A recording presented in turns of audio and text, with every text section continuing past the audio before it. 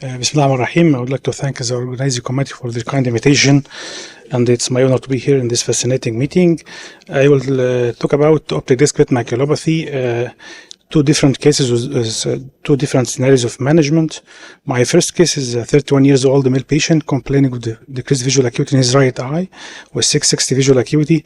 He was misdiagnosed as having CSR, and then he was mismanaged with intravitreal injection with no improvement.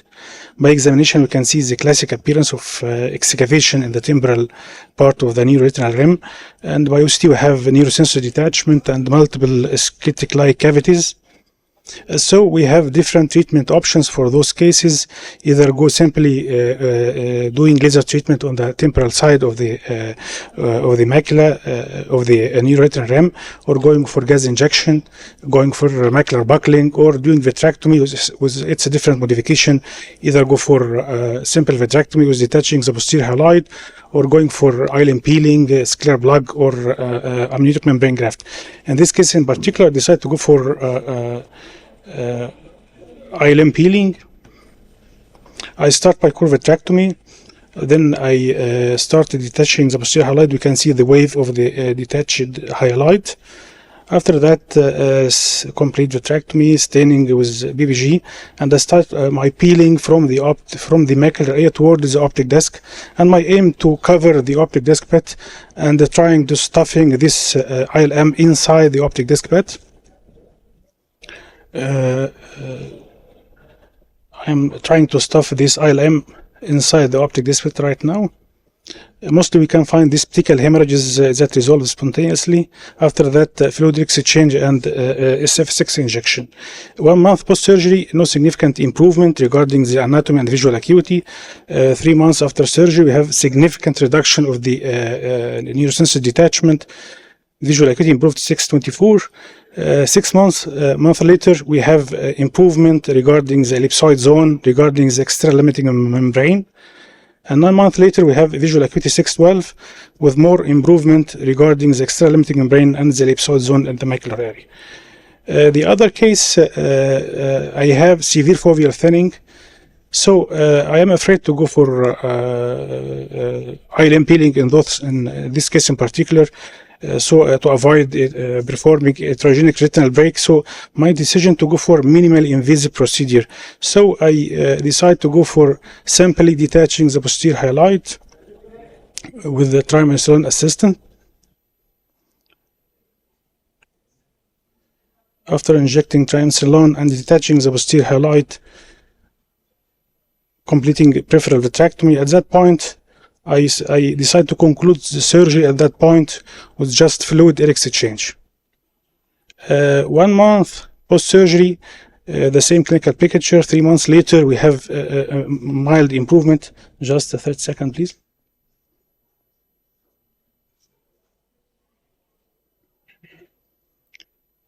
The patient came again after 9 months with complete resolution of this subretinal fluid and the sciatic cavities.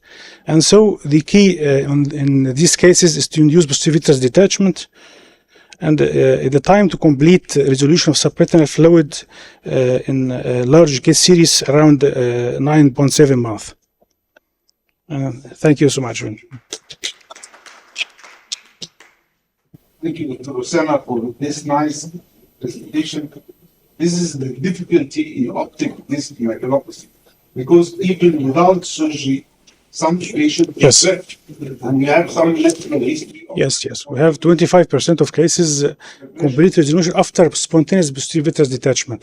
Yes. The problem is that you go to the other side, you go for extensive surgery, plugging the pit with the incidence of optic atrophy, this maneuver, because you are traumatizing the optic.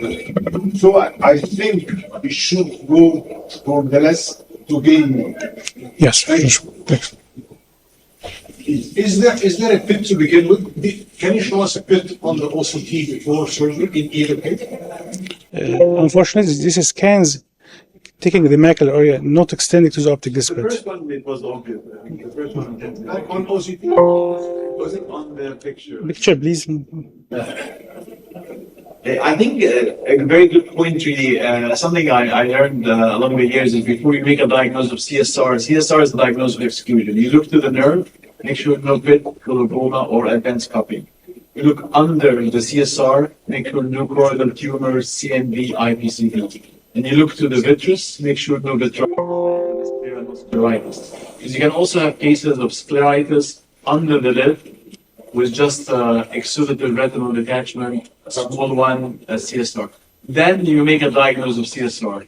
I think that's a good point, and I think the first case highlights this point. Yes. The other one to share from a study we did with the European Mid-Retinal Society, 100 cases of optic nerve pit maculopathy. We found that lasering the disc does not help, and we found actually if you peel the eyelid over the fovea, there's a 40% chance of having a macular hole.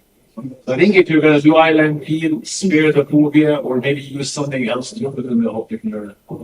Okay, for sure. But I agree with you. I think it's PVD and putting Yes. The key is to induce specific detachment on those cases. Yes. Sorry. Did you try to bid tenons the capsule to be plugged in the optic bit? I think I tried twice and it was. The question is, we don't have a big study comparing just doing posterior detachment versus doing another maneuver such as ILM, scleral plug, or amiotic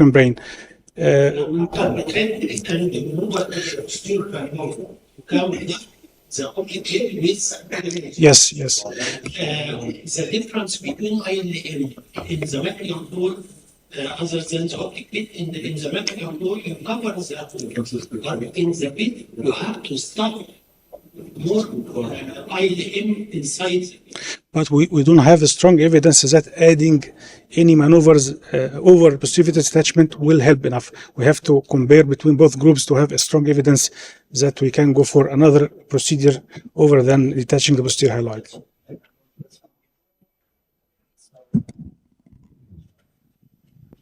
So one point here, I don't think we need to stuff anything in the bed. Just induct. You don't need to stuff anything in the bed. No plug, no membranes, nothing. Just do vitrectomy, air or gas, and that's it. And peeling ILM, I'm not sure it's helpful in these cases. You might go into more harm to the patients than benefits. So induction of vitrectomy and then air or gas, and that's it. I think this is the only, and this is what we learned from the second case with Dr. Ossama. That's a great point. I think